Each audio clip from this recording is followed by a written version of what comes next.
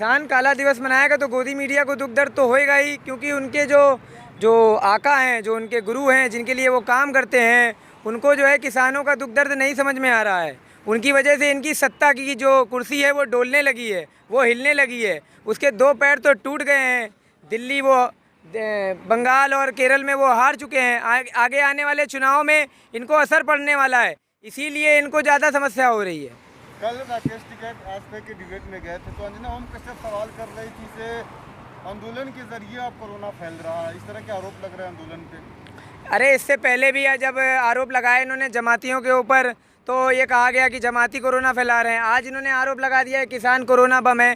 एक बात तो बताइए, जो कुंभ मेला लगा था उसमें जो 2000 से ज़्यादा पुलिस वाले पॉजिटिव पाए गए, वो क्या किसान आंदोलन में आए थे? उसमें 700 पुलिस वाले जो है अपनी जान गंवा चुके, 200 से ज़्यादा शिक्षक मर चुके, इनके जो भाजपा के नेता मर गए, वो सब किसान आंदोलन में आके मर गए क्या? कोरोना जो है एक बीमारी है, उसका इलाज अस्पताल में है। ये आंदोलन सरकार के खिलाफ एक लड़ाई है। जब तक ये बिल वापस नहीं हो जाते, सरकार चाहती है कि इस कोरोना की आड़ में इस आंदोलन को हटा दिया जाए, लेकिन ये अपनी रणनीति में कभी भी जो है कायम नहीं हो पाएंगे। ये आंदोलन इसी प्रकार से चलता रहेगा। यहाँ पर हर व्यवस्था कर ली गई है सुचारू रूप से, सब व्यवस्थाएं करी गई हैं। आंदोलन ऐसे ही चलता रहेगा जब तक बिल वापस नहीं होंगे, किसान अपने घर नहीं जाने वाले। लेकिन अंजना ओम कश्यप ने ये भी पूछा था कि यहाँ पे अगर कोरोना फैलता है आंदोलन के अंदर तो इसका जिम्मेदार कौन होगा?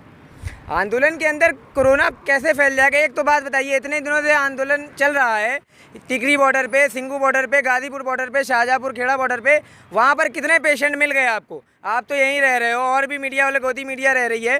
पूरे देश में कोरोना की लहर दिखा दी। इतने सारे लोग, जो गंगा है उसको शव वाहनी कर दिया, वहाँ पर लाशें इतनी ज़्यादा मिली, लेकिन इस आंदोलन में एक भी कोरोना का पेशेंट नहीं मिला। आखिर क्या कारण है? ये तो बड़ी ताज्जुब की बात है। हम तो यही कहेंगे कि जिनको कोरोना से बचना है वो इस आंदोलन में आ जाए, क्योंकि यहाँ पर तो सब सुरक्षित हैं, सब स्वस्थ हैं, सब हष्ट पुष्ट हैं। कोरोना से जिनको बचना है वो यहाँ आ जाइए। गांव एक बसा हुआ है, कोरोना यहाँ पर नहीं है, बिल्कुल भी नहीं है।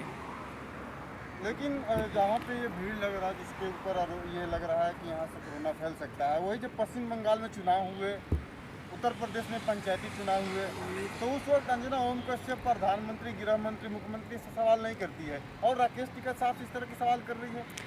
इसलिए कर रही है ना, क्योंकि जो है ये राकेश टिकैत जी सरकार के खिलाफ खड़े हैं, इस आंदोलन में खड़े हैं, इस आंदोलन को चला रहे हैं। जब पश्चिम बंगाल में चुनाव था तो मोदी जी वहाँ पर प्रचार कर रहे हैं, तब कोरोना नहीं हो रहा। उत्तर प्रदेश के चुनाव हो रहे हैं, वहाँ कोरोना नहीं हो रहा। ममता बनर्जी ने इसको लेकर मांग करी थी कि एक ही जो है चरण में चुनाव करवा दिए जाएं, लेकिन उसको 7-8 चरण में चुनाव करवा दिए गए। पंचायती राज चुनाव कितने समय में हुए? जब वहाँ पर वोटिंग हो रही तो वहाँ पर भीड़ लगा रखी है भाजपा के, उसमें वहाँ गुंडाई चल रही है। लोग जो जीत रहे हैं उनको ज़बरदस्ती पीटा जा रहा है, उनको डराया जा रहा है। तो जहाँ भाजपा के लोग हैं वहाँ कोरोना नहीं होगा, लेकिन जहाँ भाजपा का विरोध करने के लिए सड़क पर उतरेंगे लोग, वहाँ कोरोना का डर दिखाया जाएगा। जहाँ भाजपा के लोग जाकर अस्पताल का उद्घाटन करेंगे, वहाँ कोरोना नहीं है। अस्पताल का उद्घाटन क्या आप घर में बैठकर वीडियो कॉन्फ्रेंसिंग के जरिए नहीं कर सकते? 500,000 लोगों को लेकर अस्पताल का उद्घाटन करने जा रहे हो, वो भी उस स्थिति में जब आपने देख लिया 9 बार हरियाणा के अंदर हरियाणा की जनता ने उनके हेलीकॉप्टर को उतरने नहीं दिया, तब भी आप वहां जाकर जो है ज़बरदस्ती किसानों को उग्र करने के लिए, उनको चिढ़ाने के लिए वहां जाकर जो है उस अस्पताल का उद्घाटन कर रहे हो।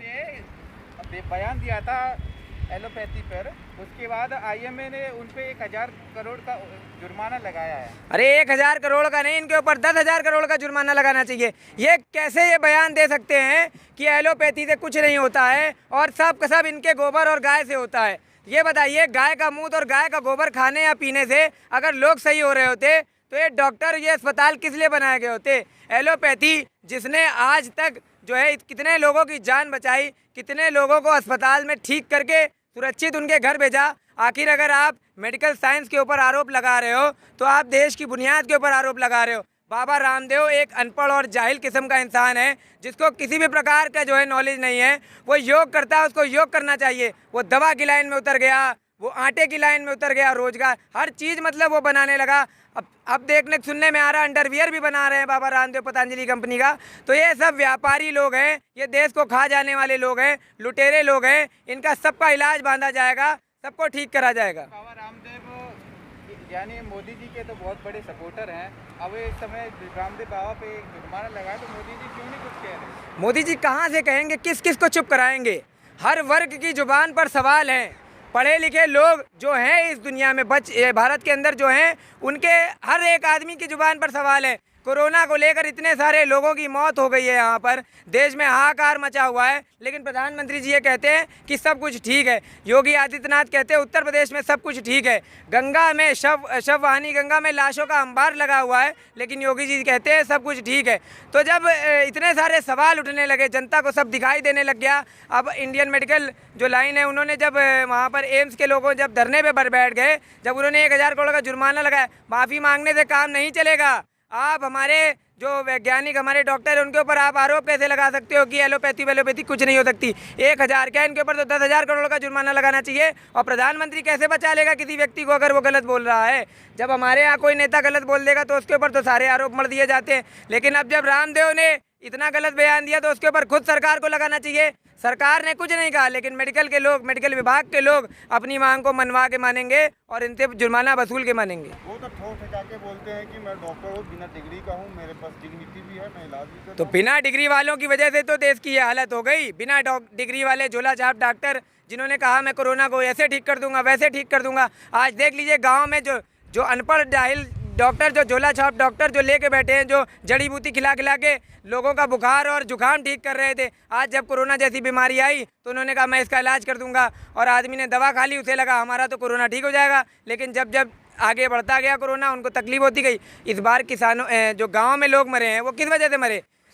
बिना जो है अच्छे स्वास्थ्य विभाग की वजह से, बिना जो है अच्छे अस्पतालों, बिना अच्छे डॉक्टरों की वजह से तो इतनी मौतें गांव में हो गई। वरना यहाँ पर जो अस्पताल बने हुए हैं, यहाँ पर थोड़ा ना इतनी मौतें हो रही हैं। हालांकि बाबा रामदेव ने ये भी कहा है कि किसी के बाप में दम नहीं है जो मुझे हाथ लगा दे, गिरफ्तार करे। अरे ये क्या आपने बाप की बपौती समझते हैं देश को? अभी एक बात बताइए, अगर ये डॉक्टर हड़ताल पे बैठ जाएंगे तो क्या मोदी जी इलाज करेंगे कि क्या अमित शाह तड़ीपार इलाज करेंगे? इलाज तो डॉक्टर ही करेंगे ना। डॉक्टर भगवान का रूप माने जाते हैं। अगर डॉक्टरों ने ठान लिया इस बात को कि वो वसूल करेंगे तो 1000 करोड़ तो बहुत छोटी चीज़ है। 10,000 करोड़ रुपए भी वसूल लेंगे। अगर डॉक्टर धरने पर बैठ गया तो इलाज कौन करेगा? नर्स धरने पर बैठ गई तो इलाज कौन करेगा? लेकिन इतनी बड़ा बयान देने के बाद यानी वो कहते हैं किसी के बाप में भी दम नहीं है, तो यानी उनको लगता नहीं कि सरकार उनके सपोर्ट में आएगी। ये कानून नियम है कि नहीं? कानून जो है सबके एक के लिए, लेकिन इस सरकार ने कानून को ध्वस्त कर दिया है। अब आज ये देखना पड़ेगा कि कानून सबके लिए एक है या नहीं है। कानून अगर सबके लिए एक होगा तो ये जो जुर्माना डिसाइड करा गया है वो जुर्माना उन्हें भरना पड़ेगा। अगर ये सरकार के पिट्ठू हैं, अगर सरकार के जो है करता धरता हैं, सरकार को फंड प्रदान करते हैं, तो सरकार इनको जो है माफ़ कर देगी, इनको ऐसे ही जो है छुड़वा देगी।